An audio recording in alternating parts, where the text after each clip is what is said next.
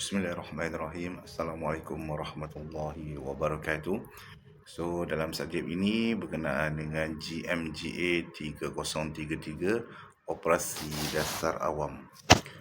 Sebelum tu saya kenalkan ahli kumpulan lah. So, yang pertama saya nombor matrik 276544 Muhammad Amirul Azli bin Razali. Yang kedua 276568 Muhammad Ridwan bin Taharudin. Yang ketiga 276773 Muhammad Hafiz bin Muhammad. Yang keempat 276567 Muhammad Ridwan bin Muhammad Hamdan. Yang kelima 276713 Sharifah Zainab Al-Mudahar bin Syed Muhammad. Yang terakhir, yang keenam adalah 276777 Nuriyati binti Sofi. So ini berkenaan dengan tugas kumpulan yang mana kos sara hidup semakin meningkat. So kos sara hidup semakin meningkat telah menjadi salah satu isu utama yang membelenggu rakyat banyak negara, termasuklah negara kita Malaysia. So peningkatan harga barang dan perkhidmatan terutama barang keperluan asas seringkali menjadi penyebab tekanan kepada golongan berpendapatan rendah dan sederhana. Oleh itu kerajaan perlu menggubal dasar yang berkesan untuk mengenangi isu kos sara hidup ini demi kesejahteraan rakyat dan kestabilan ekonomi negara. So dalam ini kita akan membincangkanlah di mana matlamat hendak mencapai dalam kos sara hidup yang akan disampaikan oleh rakan-rakan saya seterusnya. Okey, terima kasih. Masalah teras kos sara hidup yang tinggi adalah masalah teras yang dihadapi oleh masyarakat adalah kos sara hidup yang semakin tinggi. Ini memberi impak besar kepada kemampuan rakyat untuk menampung pembelanjaan harian termasuk barangan keperluan asas seperti makanan, perumahan, pendidikan dan kesihatan. Kesannya banyak keluarga terutamanya di bandar-bandar besar menghadapi tekanan kewangan yang serius. Punca kos sara hidup yang tinggi, pertama, inflasi. Salah satu punca utama adalah inflasi yang menyebabkan kenaikan harga barangan dan perkhidmatan. Peningkatan harga ini tidak diiringi dengan peningkatan pendapatan menyebabkan kuasa beli rakyat semakin berkurang. Kedua, kenaikan harga barang asas. Harga barang keperluan seperti makanan, bahan api dan utiliti meningkat disebabkan oleh faktor global, gangguan bekalan dan cukai yang dikenakan oleh kerajaan. Ini meningkatkan kos hidup secara keseluruhan. Ketiga, pendapatan tidak seimbang. Contohnya, pendapatan yang tidak meningkat selaras dengan kos kehidupan menyebabkan ramai orang terkesan kadar gaji minuman yang diperkenakan masih belum mencukupi untuk menampung pembelanjaan harian yang meningkat terutamanya di bandar-bandar besar. Keempat, harga perumahan yang melambung. Kos perumahan di kawasan bandar meningkat dengan ketara menjadikannya sukar bagi golongan berpendapatan rendah dan sederhana untuk memiliki atau menyewa rumah perumahan merupakan komponen utama dalam kos sara hidup dan peningkatan harga ini memberi tekanan kewangan yang lebih besar. Assalamualaikum, saya Nurti Sofi, nombor matrik 276777. Selain daripada langkah-langkah yang telah diambil oleh kerajaan, terdapat beberapa langkah tambahan yang boleh diambil oleh pihak lain untuk membantu mengurangkan kos sara hidup. Dua langkah yang dicadangkan ialah meningkatkan pengeluaran dan penggunaan produk tempatan serta memperkasa pendidikan dan kesedaran kewangan dalam kalangan rakyat. Kedua-dua langkah ini boleh memberikan kesan jangka panjang yang berkesan dalam mengurangkan tekanan kos hidup kepada masyarakat. Yang pertama, meningkatkan pengeluaran dan penggunaan produk tempatan. Ia merupakan salah satu cara untuk mengurangkan kos sara hidup dengan menggalakkan penggunaan produk tempatan. Peningkatan pengeluaran barangan tempatan bukan saja dapat mengurangkan kebergantungan kepada barangan import tetapi juga menggalakkan harga yang lebih kompetitif di pasaran. Yang kedua, memperkasa pendidikan dan kesedaran kewangan. Langkah kedua yang dapat membantu mengurangkan kos sara hidup ialah memperkasa pendidikan dan kesedaran kewangan di kalangan rakyat. Pendidikan kewangan yang baik membantu individu membuat keputusan kewangan yang lebih bijak, yang seterusnya dapat membantu mereka menguruskan perbelanjaan harian dengan lebih efisien. Langkah-langkah seperti ini meningkatkan pengeluaran dan penggunaan produk tempatan serta memperkasa pendidikan kewangan adalah penyelesaian jangka panjang yang dapat membantu mengurangkan kesan kos sara hidup yang semakin meningkat.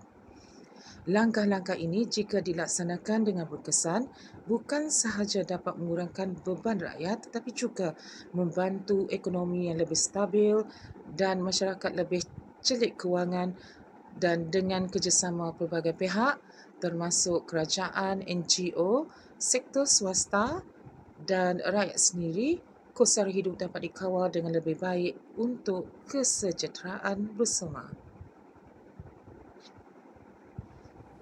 Assalamualaikum, saya Sharifah Zainab Almoda binti Said Muhammad, nombor matrik 276713.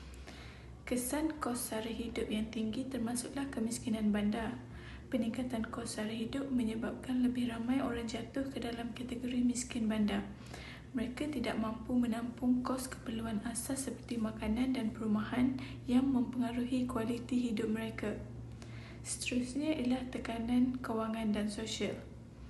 Tekanan kewangan yang dihadapi oleh banyak keluarga akibat kos sara hidup yang meningkat menyebabkan masalah sosial seperti stres, kemurungan, ketegangan dalam keluarga. Ini memberi kesan negatif kepada hubungan kekeluargaan dan keharmonian masyarakat. Selain itu, menyebabkan penurunan kualiti hidup. Apabila rakyat terpaksa berjimat dalam perbelanjaan asas, mereka mungkin mengorbankan perbelanjaan untuk kesihatan, pendidikan dan aktiviti rekreasi. Ini membawa kepada penurunan kualiti hidup dalam jangka masa panjang, terutamanya apabila akses kepada pendidikan dan kesihatan menjadi semakin terhad. Okey, Assalamualaikum warahmatullahi wabarakatuh. Saya Muhammad Rizwan bin Tahaludin, nombor matrik 276588. Okey, saya akan mengupas sedikit tentang pertuturan masalah menggunakan pohon masalah. Okey, teknik menggunakan pohon masalah ini adalah untuk membantu kita memahami masalah kos sara hidup melalui 3 komponen utama, iaitu komponen pertama ialah masalah teras. Masalah terasnya adalah kos sara hidup yang semakin meningkat dan tinggi. Yang kedua, komponen yang kedua adalah punca-punca. Punca-punca pada permasalahan ini ialah pertama sekali inflasi yang tinggi, kenaikan harga yang barangan asas semakin meningkat, pendapatan tidak mencukupi ataupun pendapatan rakyat yang tidak selari dengan kenaikan harga semasa. Yang keempat adalah kekurangan akses kepada perumahan mampu milik, di mana rakyat tidak mampu untuk memiliki rumah ataupun perumahan yang mampu dimiliki oleh mereka mengikut pendapatan mereka masing-masing. Okey, kesan daripada masalah ini ialah pertama sekali akan berlakunya kemiskinan bandar. Yang kedua, melibatkan tekanan kewangan dan sosial di kalangan masyarakat. Dan yang ketiga, penurunan kualiti kehidupan di kalangan masyarakat, terutama mereka yang tinggal di kawasan bandar. Okey, melalui pohon masalah ini juga kita dapat memahami bagaimana punca-punca inflasi dan harga barang yang meningkat menyumbang kepada masalah kos hidup yang tinggi. Masalah teras ini kemudian menyebabkan pelbagai kesan seperti kemiskinan bandar, tekanan kewangan dan penurunan kualiti hidup. Okey, dalam menangani masalah ini terdapat agensi-agensi yang terlibat. Antara agensi-agensi yang terlibat ialah pertama sekali tentunya adalah kerajaan. Okey, peranan kerajaan dalam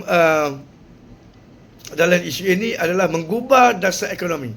Kerajaan bertanggungjawab menggubah dasar untuk mengawal inflasi dan menstabilkan harga barangan asas. Ini termasuk menetapkan dasar subsidi dan cukai yang dapat mengurangkan beban dan juga kos barang keperluan ataupun barang asas. Yang kedua, iaitu subsidi dan bantuan kewangan. Kerajaan menyediakan pelbagai bentuk bantuan seperti subsidi bahan api, makanan dan bantuan kewangan kepada golongan berpendapatan rendah, contohnya B40, untuk mengurangkan beban kos sara hidup ini. Begitu juga kerajaan juga boleh mengubah dasar gaji minimum. Kerajaan menentukan kadar gaji minimum untuk memastikan rakyat ataupun masyarakat berpendapatan mereka ataupun pekerjaan mereka cukup untuk menampung keperluan hidup yang semakin meningkat ataupun semakin tinggi. Okey. Agensi yang kedua adalah majikan dan juga sektor swasta. Peranan mereka adalah meningkatkan gaji pekerja. Majikan juga perlu memastikan gaji yang dibayar atau ditawarkan sepadan dengan kos sara hidup semasa, termasuklah mematuhi undang-undang gaji minimum. Yang kedua, majikan juga perlu menyediakan faedah pekerja, iaitu selain daripada gaji, majikan boleh menawarkan faedah tambahan seperti insurans kesihatan, allowance perumahan dan faedah-faedah lain untuk membantu mengurangkan beban kewangan pekerja mereka. Yang ketiga, pihak swasta ataupun majikan juga boleh mewujudkan peluang pekerjaan yang lebih terbuka ataupun dengan kata lain membuka ruang ataupun peluang pekerjaan yang lebih besar. Iaitu sektor swasta perlu memainkan peranan penting dalam mewujudkan lebih banyak peluang pekerjaan yang berkualiti dengan gaji yang kompetitif. Okey. Seterusnya, golongan yang ketiga atau agensi yang ketiga yang akan terlibat adalah pengguna itu sendiri ataupun rakyat. Peranan dia adalah bijak berbelanja. Mereka perlu pandai merancang dan juga bijak berbelanja. Pengguna, sebagai seorang pengguna, mereka perlu membuat keputusan perbelanjaan yang bijak dengan memilih produk yang lebih murah atau tempatan untuk mengurangkan kos, selain memastikan pembelanjaan itu digunakan kepada keperluan yang perlu sahaja. Okey, yang kedua, harga barang. Rakyat atau juga pengguna perlu haruslah aktif memantau perubahan harga barangan dan melaporkan sekiranya terdapat kenaikan yang tidak wajar oleh pihak peniaga ataupun yang memberi perkhidmatan tersebut kepada pihak berkuasa.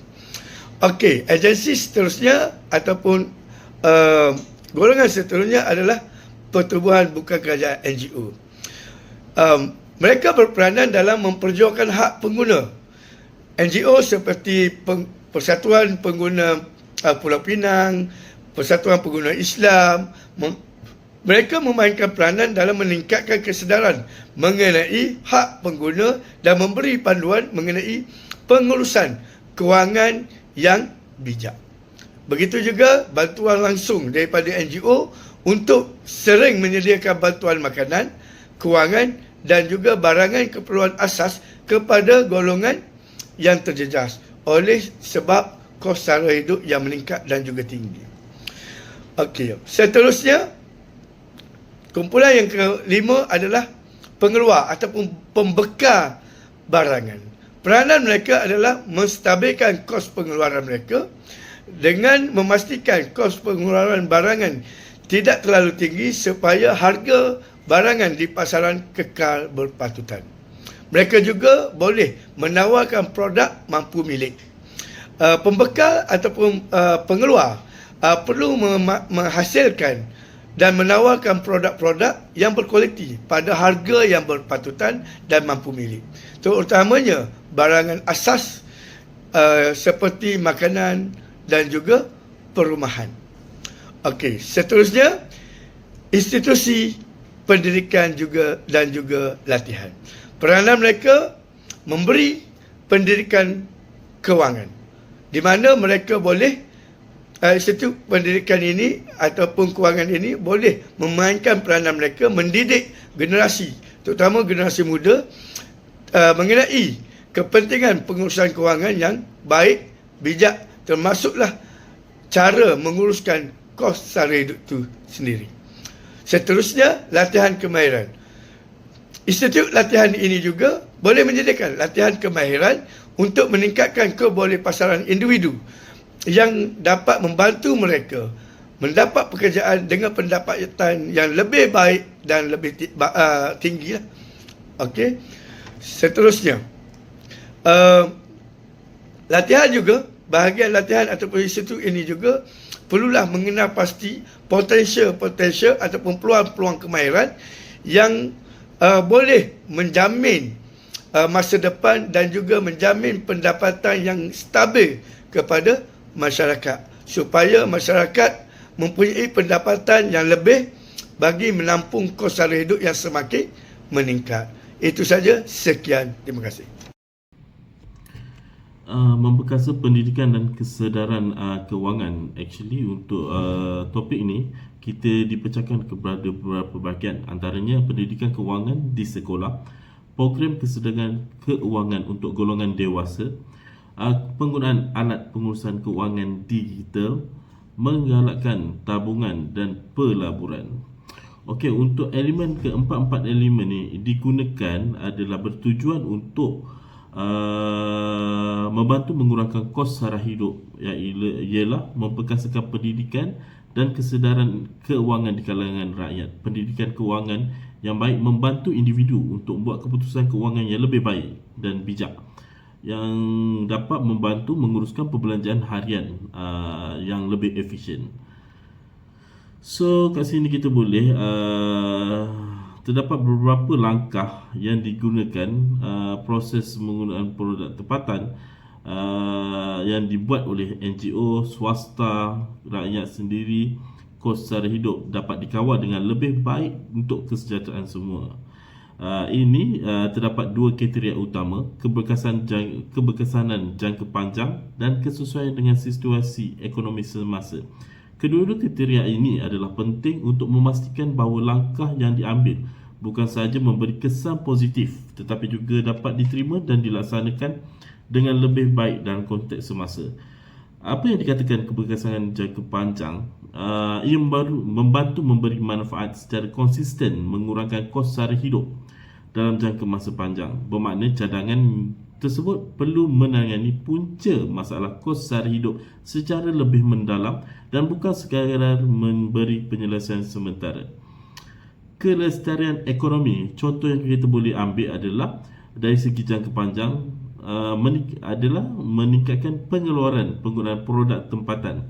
Langkah ini dapat mengurangkan kebergantungan kepada barang import yang sering dipengaruhi oleh influktuasi harga global. Pengeluaran tempatan yang meningkat akan mengurangkan kos logistik dan seterusnya membawa kepada penurunan harga barangan keperluan. Sektor-sektor seperti pertanian, perkilangan, industri kecil boleh diberi sokongan oleh kerajaan untuk memperluaskan kapasiti pengeluaran mereka. Dengan cara ini, produk tempatan boleh menjadikan lebih daya saing, lebih murah dan memberi manfaat berterusan kepada pengguna.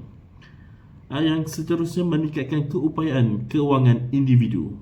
Selain itu, pendidikan keuangan yang berkesan juga memberi impak positif dalam jangka masa panjang.